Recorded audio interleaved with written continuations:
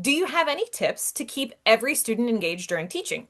So, before I answer this, I'm going to get on my soapbox and I'm going to say I have a pet peeve about using 100% in anything.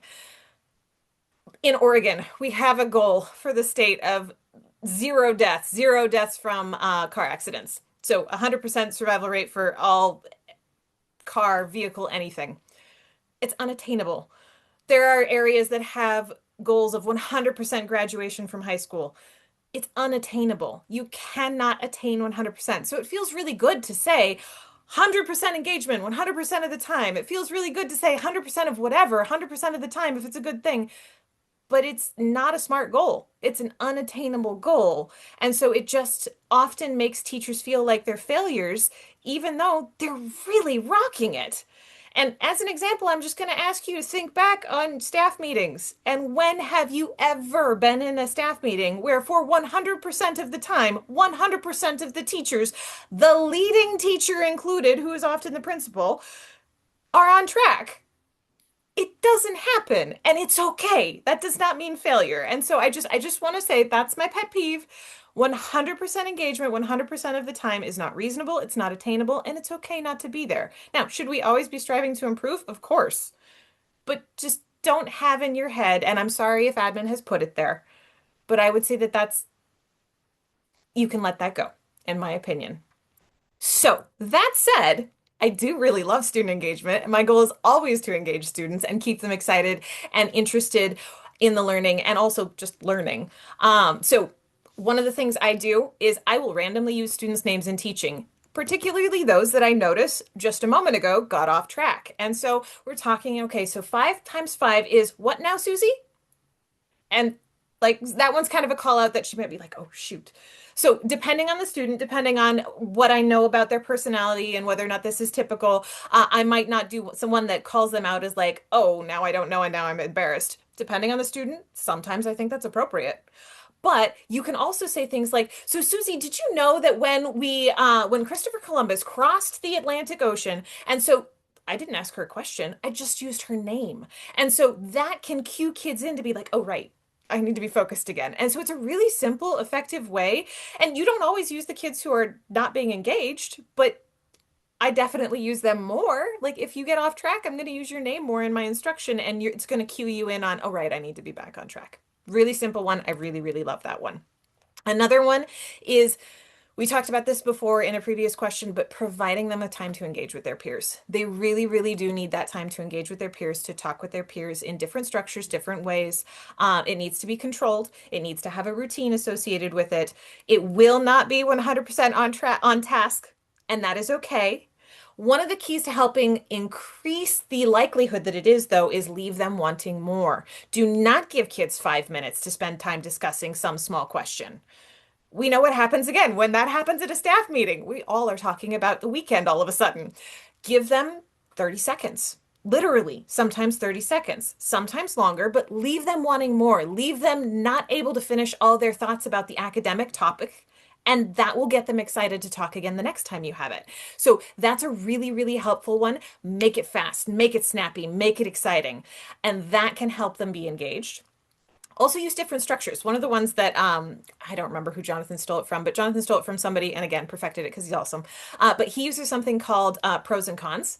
And not only is it high engagement, it's high flexible thinking training where talk about a topic, some topic, you can do all sorts of things. But what are the pros of this idea? And your job as a Ninja Turtle is to talk about all of the positive things about this thing. Your partner's going to be listening to you.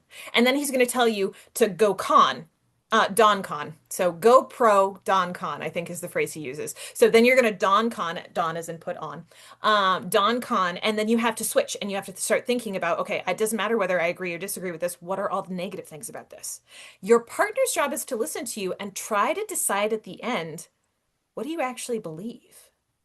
So they're trying to figure out what do you believe, and your job is not to let them know. Your job is to fool them, not fool them. Your job is to make sure that you're thinking critically enough about it so that they don't know for sure what you believe because you've thought through both sides, regardless of which side you agree on. And by the way, he does this upper elementary, so this can go like way high into the academic world.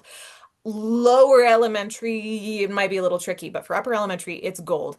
One of his favorite ones that he teaches kids about the topic with is um, grave robbing, because kids get all grossed out and that's always fun. So they're like, ew, grave robbing. He's like, okay, yeah. So people stole bodies from graves. That was not awesome, right? They're like, no. And the family's like, how sad is that? He's like, yeah, you're right. Do you know how much medical knowledge we have from that? I wonder. And so just thinking about like there are pros and cons to both sides, and you can do it again. There are so many academic, non-academic, all the things that you can talk about it with, but that's an engagement strategy that gets kids excited about talking about your topic. And so all sorts of things like that can be helpful.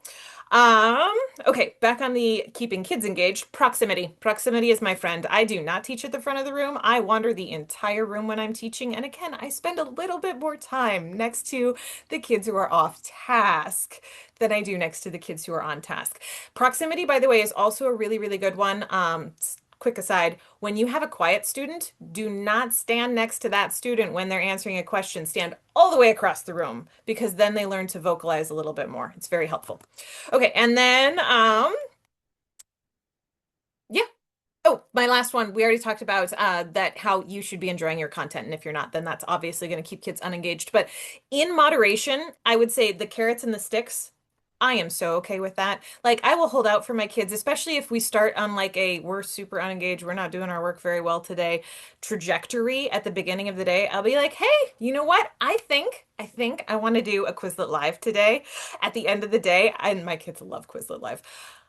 But we have to work for it. So we have to get X, Y, and Z done before we do that. So can we do that? And when I say we get it done, it's not like check, we're done. It's like we did a good job at it and we worked hard and we were all engaged. So it's a team activity. Like we got to get this done as a team. It's up to you. You guys decide.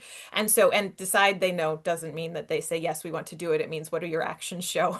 And so using that carrot or using that stick of, oh, you guys, we were so unengaged during that last part of math.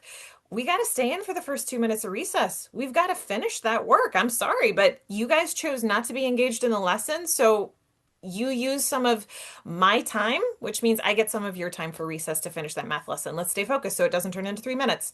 And so, again, in moderation, those carrots and those sticks can be very helpful as well in keeping students engaged and on task.